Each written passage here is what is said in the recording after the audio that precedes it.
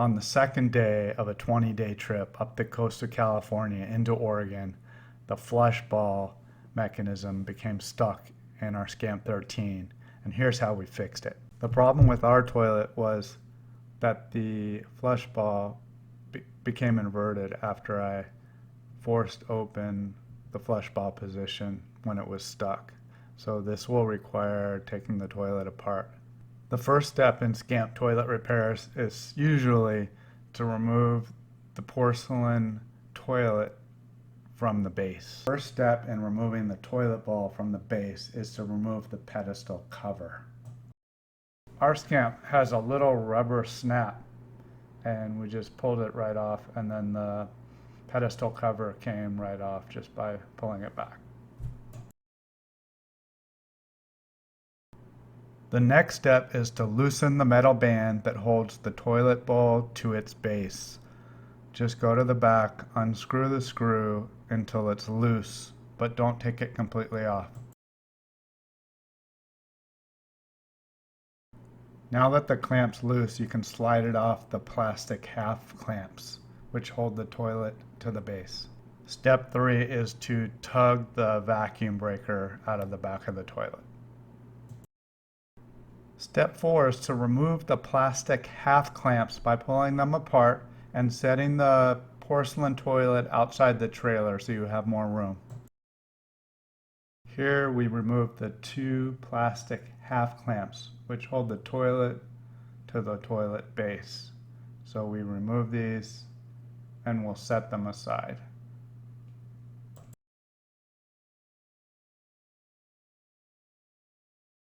Step 5 is to remove and clean or replace the flush ball and bowl seal gaskets. These hold the water in the bowl, and ours had mineral deposits on them, so we did what the manufacturer recommended. Clean them in hot soapy water, let them dry, and then put silicone on them to keep them from drying out. Alternatively, you could replace these gaskets if you want to. Step 6 is to remove the flush handle. If all you wanted to do was change out the flush ball seal and bowl seal gaskets, you're done and you can put the toilet back on. Otherwise, if you have a leaking water valve, need to replace your spring cartridge or rotor shaft, you'll need to take this step to access those. Here's the kit I purchased. It's the flush ball and shaft kit, and it contains the flush ball, the rotor shaft, cartridge, and a couple fasteners. If you want to replace your valve, you'll need a different part. Step 7 is to remove the white plastic flush ball. Just unscrew the screw at the end of the rotor shaft, and then you'll be able to pull out the plastic flush ball. Step 8 is removing the mounting screws. These screws hold the water valve, the spring cartridge, the rotor shaft, and the flush ball all together. This was the trickiest part for me because there's very little space between the screws and the black vent. Step 9 is to install the new shaft and flush ball. Before you do that, just make sure to pop out the old one by pushing your finger against it on the outside. It should pop right into your hand on the other side. Then insert the new shaft, make sure that the hole is visible, and then we'll go to the flush ball. So next we're going to want to screw this in through the shaft. The tricky part is getting this protrusion to go in the little hole in here and then sliding it up. It might be easier to remove this base, but if we do, then we have to change the gasket underneath. So we're going to leave it as it is and just attempt this. So we're going to slide it in. We're going to use a new screw, but first we're going to try to slide this in into the hole here and then push it down and I'm gonna pull this up. Looks like it's a little bit out of the base. Put my pliers on it and pull it. There's the hole. Okay, I got it in. And now I'm gonna drop this down a little So I can go upside down around that here. I'm going to pull this back and push this down. So it's right on the shaft now, which is perfect. You can see the shaft right here. So we're going to pull this up, and then we're going to screw this down. I'm going to pull this up a little bit and turn it. So first we have to screw it down. Just do our best to screw this down so it really grabs.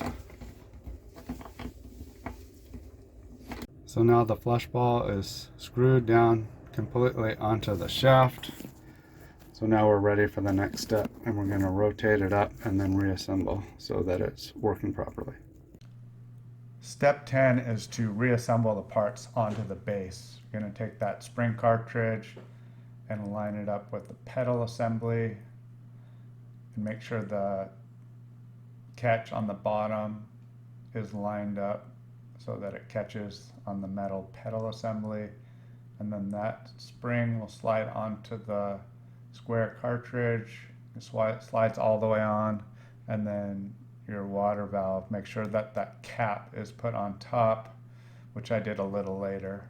Then put those screws back in all the way, and if you have a socket wrench, it might make it easier to do that. It takes a little bit of time, and then once those screws are all the way in, you're going to just want to check to make sure that the metal pedal assembly goes up and down with the spring, and that the ball moves up and down as well. Step 11 is the final assembly of the toilet. We're going to take those two gaskets, one says this side up, put them together, aligning up that little cutout in the back, and then we're going to put the metal band back over that assembly.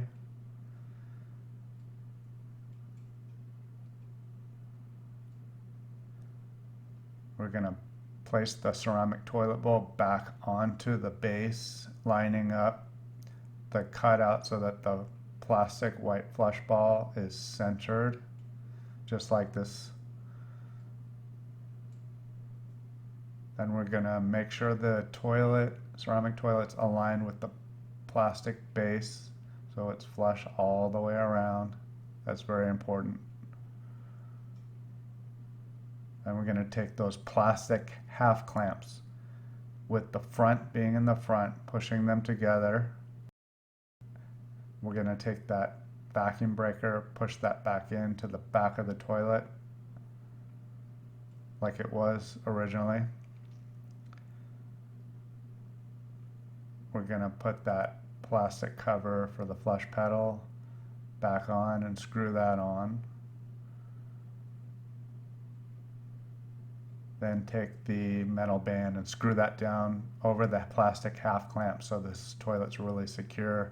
And then lastly, we're going to put that pedestal cover over the base of the toilet. And we'll just check the mechanism, make sure that it's opening and closing fluidly and normally like it should. Step 12 is how to avoid future issues.